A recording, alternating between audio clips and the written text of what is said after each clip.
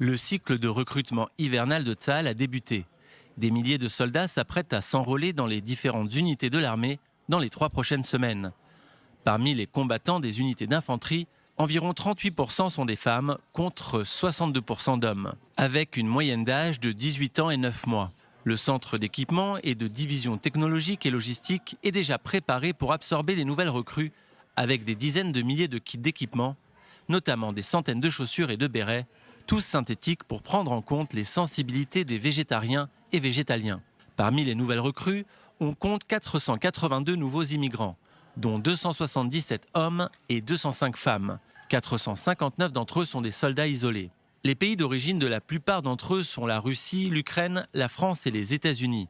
Mais ces données incluent également les pays où un seul nouvel immigrant est arrivé, à l'instar du Cambodge, du Tadjikistan ou encore du Zimbabwe. Pour la 2e année consécutive, le taux de conscrits chez les orthodoxes connaît une chute de 20%. Une forte baisse confirmant la tendance de 2018, durant laquelle 2480 orthodoxes s'étaient enrôlés contre 3070 en 2017.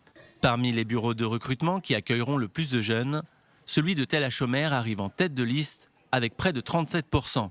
La ville de Tibériade en fin de liste dépasse à peine les 10%.